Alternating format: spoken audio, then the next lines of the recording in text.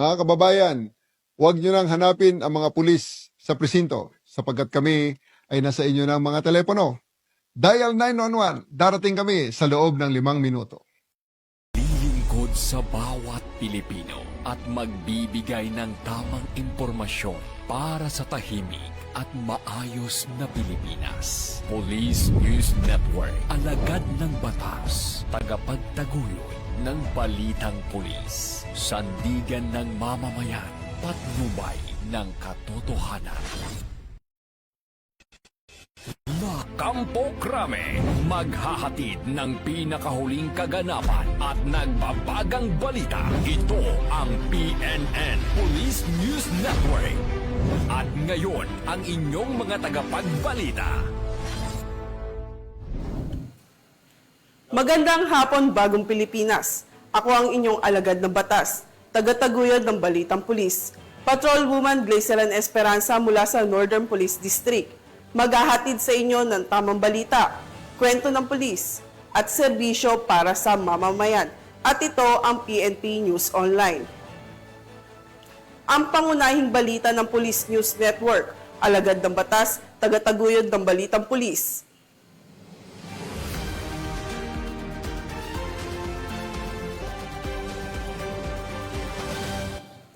Narito ang mga balitang dapat niyong abangan.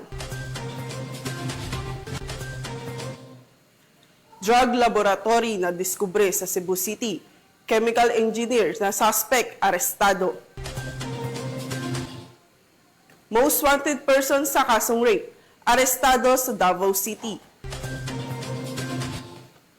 At babaeng may kasong estafa, timbog sa Pangasinan.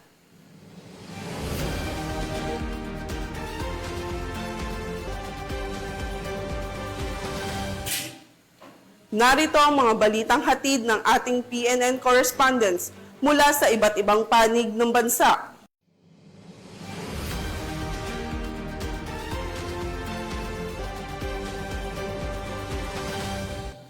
Simulan natin ang balita mula sa bahagi ng Luzon.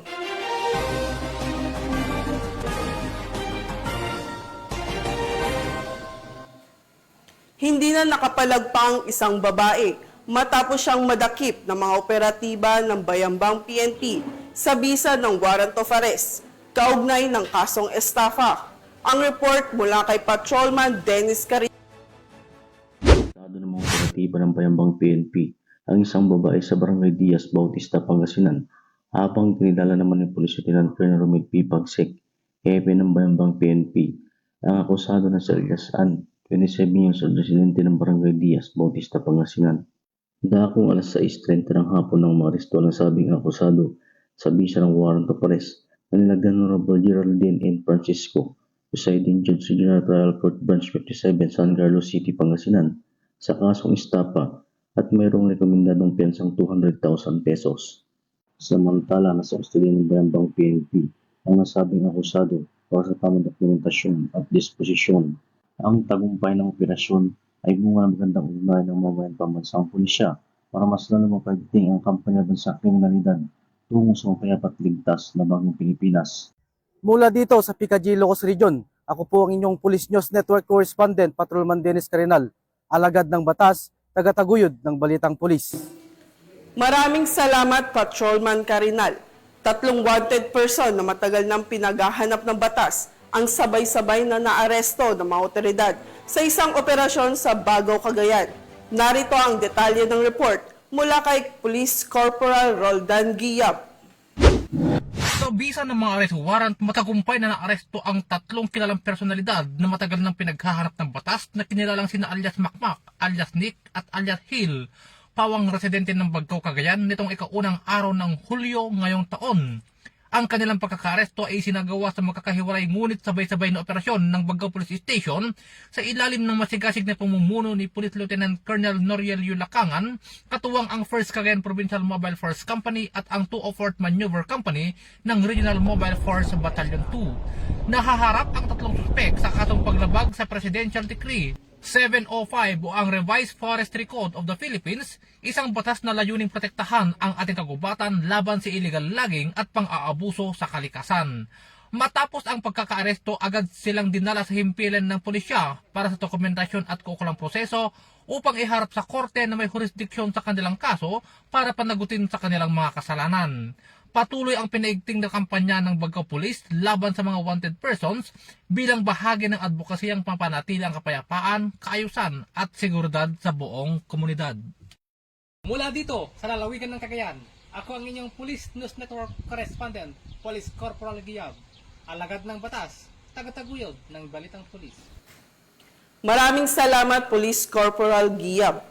Walang lusot ang isang lalaking pinaghihinalang tulak ng iligal na droga matapos itong maaresto sa ikinasang bypass operation ng mga otoridad sa bayan ng Pinamalayan Oriental, Mindoro. Nakibalita dyan si Patrolwoman Desiree Padilla.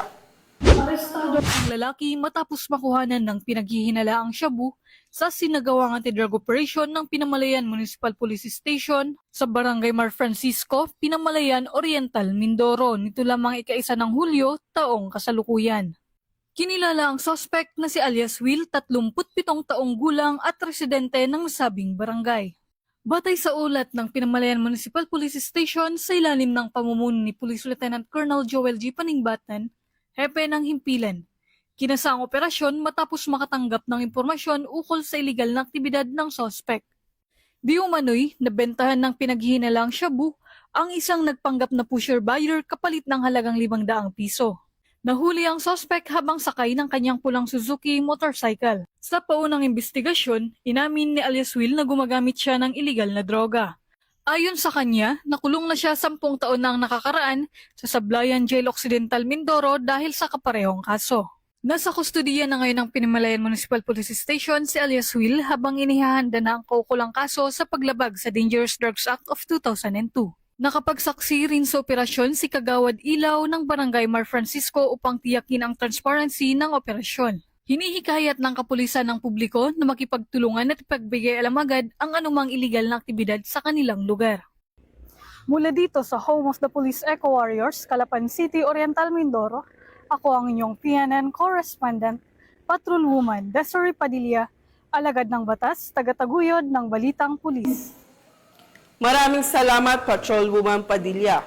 Nasa kote ang 3 suspect ng mga operatiba ng Pasay PNP matapos makumpiskahan ng 5 pakete ng shabu sa ikinasang bypass operation sa Pasay City. Magbabalita dyan si Patrolwoman Verda Gundran. Arestado ang 3 individual ng mga operatiba ng Station Drug Enforcement Unit ng Pasay City Police Station sa matagumpay na isinagawang bypass operation sa number P60-01-13-16 Street, Villamor Airbase, Barangay 183, Zone 20, Pasay City. Nasamsam mula sa mga sospek ang 5 maliit na heat-sealed plastic sachet na naglalaman ng hinihinalang shabu na tumitimbang ng 4.25 gramo na tinatayang nagkakahalaga ng 28,900 pesos. Na-recover din ang 1 piraso ng genuine 100 piso bill na may serial number AB9887146 na ginamit bilang bypass money. Kinilala ang mga suspect na si alias Tool, isang kilalang drug personality, inaresto sa paglabag sa Section 5 at 13 Article 2 ng Republic Act 9165. Alias Adrian, isa ring drug personality na nakaharap sa parehong kaso, at si alias Moy, kinasuhan sa paglabag sa Section 13 Article 2 ng RA 9165. Ang mga naarestong suspect ay dinala sa himpilan ng SDU Pasay CPS para sa karampatang dokumentasyon. Ang mga nakumpiskang droga ay sumiti sa Southern Police District Forensic Unit para sa masusing laboratory examination. Mula dito sa Metro Manila, ako po ang inyong PNN Correspondent, Patrolwoman Verna Gundran, alagad ng batas, tagataguyod ng Balitang Pulis. Maraming salamat, Patrolwoman Gundran. Nakiisa ang Police Regional Office 3 sa formal na pagbubukas ng 30th Police Community Relation Month 2025 ngayong buwan ng Hulyo sa isang makabuluhang seremonya na ginanap sa Camp Captain Julian Olivas, City of San Fernando, Pampanga. Yan ang balitang hatid ni Police Corporal Giselle Rivera.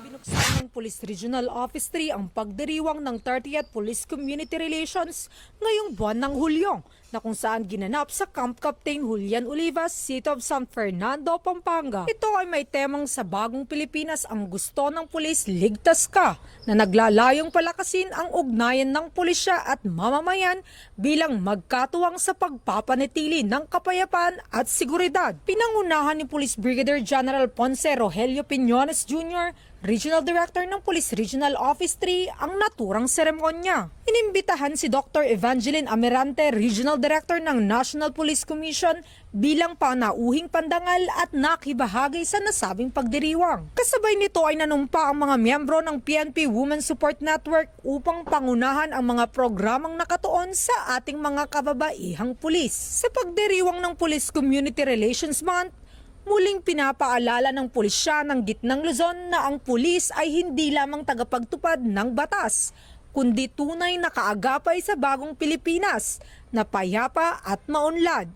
Mula dito sa Central Luzon, ang inyong PNN correspondent, Police Corporal Giselle V. Rivera, alagad ng batas, tagataguyod ng Balitang Pulis. Maraming salamat, Police Corporal Rivera.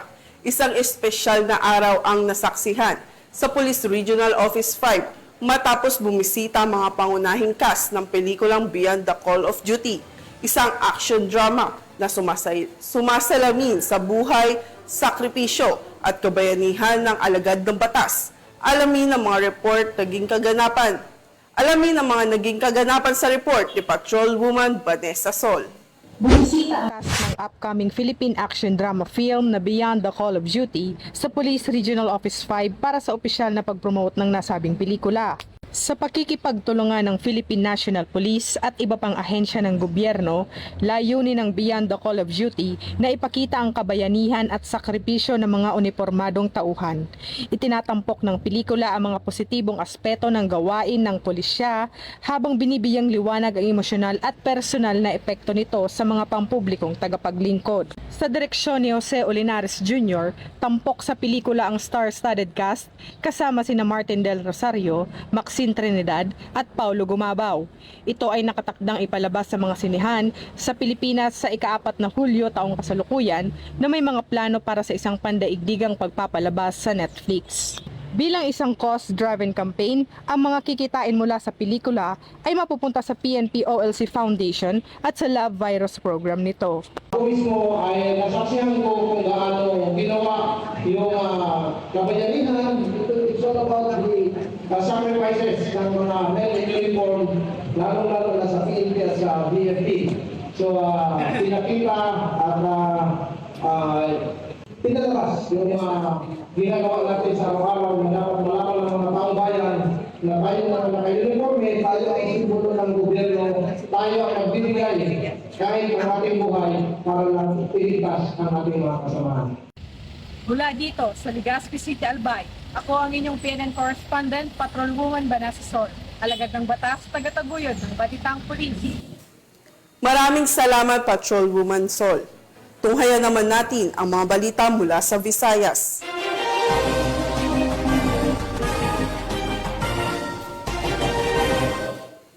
Sinalakay ng mga otoridad ang isang hinihinalang drug laboratory sa Cebu City na nauwi sa pagkakaresto ng isang 22 anyos na chemical engineer na itinuturong pangunahing supplier ng party drugs sa buong Central Visayas. Nakatutok dyan si Patrolwoman Annalyn Canoog. Isang hininalang drug laboratory ang sinalakay ng mga otoridad sa loob ng isang apartment sa Cosalim Street, Barangay Zapatera, Cebu City noong Lunes ng hapon, ika-30 ng Hunyo sa taong kasalukuyan. Pinangunahan ni Police Brigadier General Rodrigo Maranan, Regional Director ng Police Regional Office 7, katuwang ang Philippine Drug Enforcement Agency Region 7 at Cebu City Police Office. Ang operasyon laban sa isang 32 anyos na suspect na kinilala na si alias Tipin, isang chemical engineer na naunang naaresto noong ika-27 ng Hunyo dahil sa nakuha nito na cocaine, ecstasy at shabu na may kabuang halagang 2.2 milyon. Ayon kay Police Brigadier General Maranan, 5 buwan na itinalalim sa masusing surveillance si Tipin matapos siyang maituro ng ilang naunang nahuling suspect bilang pangunahing tagapag-supply ng party drugs sa Central Visayas at Western Visayas, kabilang Boracay at maging ang Zamboanga City. Na-recover mula sa apartment ang ilang makinang ginagamit sa paggawa ng illegal na droga, mga kemikal, empty capsules, bote, bubble wrap at iba pang paraphernalia na hindi na lang ginagamit sa paggawa ng party drugs. Nakuha rin sa lugar ang isang baril at granada. Nakabase ang operasyon sa bisa ng search warrant inilabas ng korte matapos makumpirma ang aktibidad ng sospek. Patuloy pa ang mas malalim na investigasyon ng mga otoridad upang matukoy ang lawak ng operasyon at kung sino-sino pa ang mga posibleng sangkot sa naturang laboratory ng iligal na droga. Mula dito sa Central Visayas, ako ang inyong Police News Network Correspondent, Patrolwoman Annalyn N. Canoog, alagad ng batas, tagataguyod ng Balitang Pulis. Maraming salamat, Patrolwoman Canoog. Narito naman ang mga balita mula sa bahagi ng Mindanao.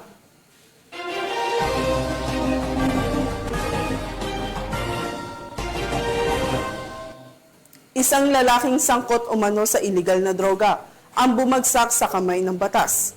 Matapos itong malambat ang mga otoridad sa isang bypass operation na isinagawa ng Valencia City, Bukidnon. Yan ang tinutukan ni Patrolwoman Danessa Berdos.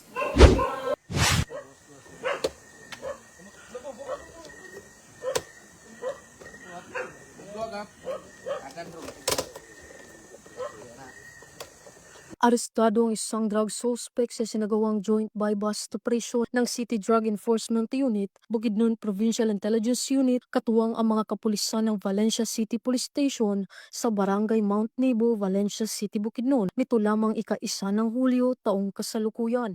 Kinilala ni Police Lieutenant Colonel Brian M. Panganiban, officer in charge ng Valencia CPS, ang drug suspect na si alias Alden, lalaki at residente ng nasabing lugar.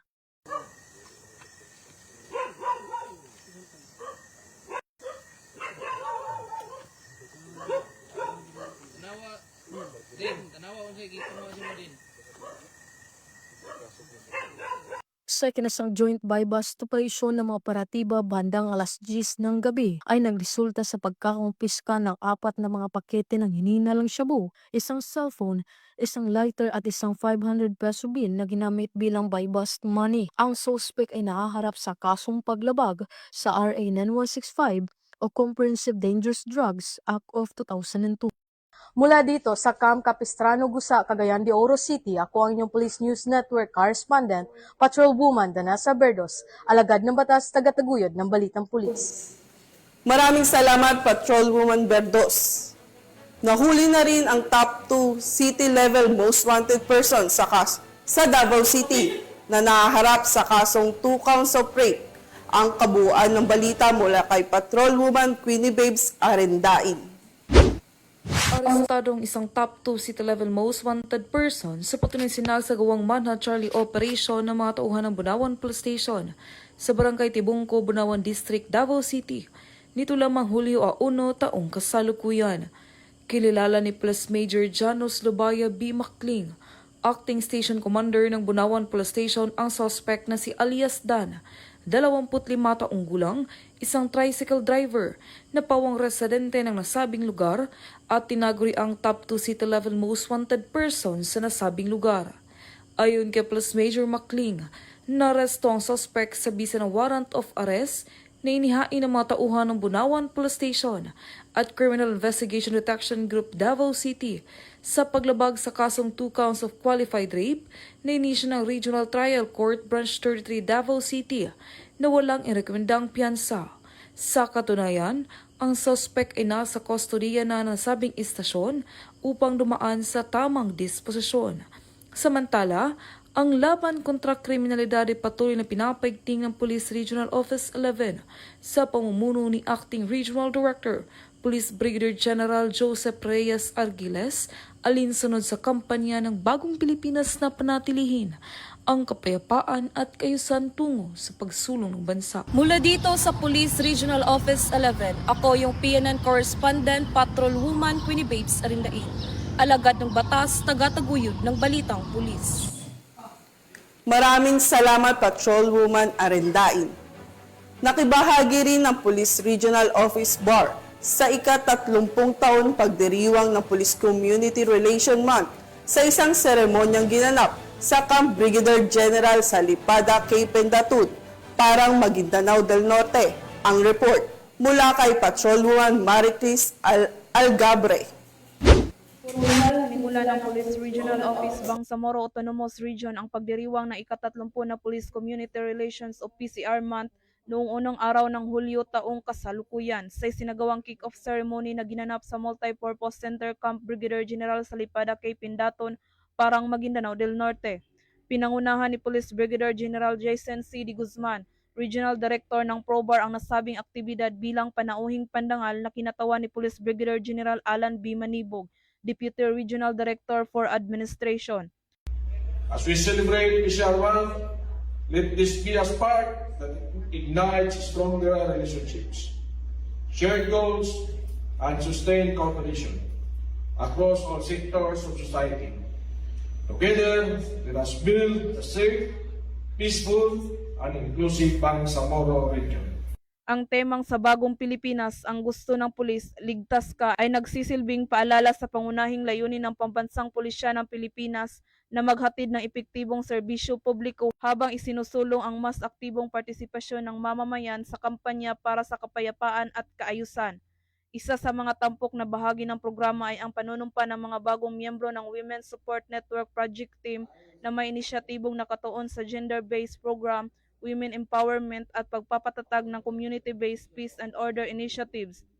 Dumalo rin sa aktibidad ang mga opisyal at tauhan ng PROBAR mula sa iba't ibang unit na buong pusong nagpakita ng suporta sa adhikain ng PCR Month. Ipinamalas din sa programa ang iba't ibang gawaing makatao at makakomunidad bilang bahagi ng advokasya ng PNP na palakasin ang koneksyon sa pagitan ng kapulisan at ng mamamayan. Mula rito sa Rio ng Bangsamoro, ako ay inyong PNN correspondent, Patrolwoman Maricris Algabre, alagad ng batas, tagataguyod ng Balitang Pulis. Maraming salamat, Patrolwoman Algabre. At yan ang mga balitang nakalap ng ating PNN correspondent mula Luzon, Visayas at Mindanao. Sa ngalan ng pamunuan ng Philippine National Police, sa pamumuno ni PNP Chief Police General Nicolas Torre III at sa pamumuno ni President Ferdinand Bongbong Marcos Jr., kami ay maglilingkod sa bawat Pilipino at magbibigay ng tama at balaseng balita. At huwag nyo na kaming hanapin. At huwag nyo nang hanapin ang mga pulis sa mga presinto sapagkat kami ay nasa inyo ng mga telepono.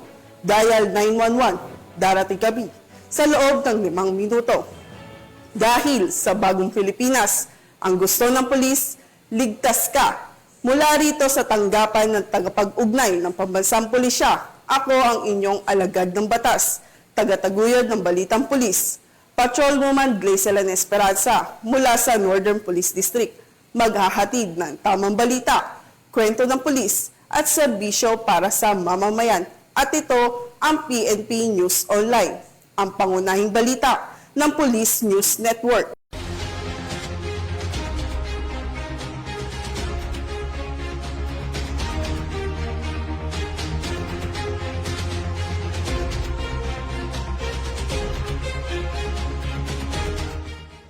Police News Network, alagad ng batas, tagapagtaguyod ng balitang pulis.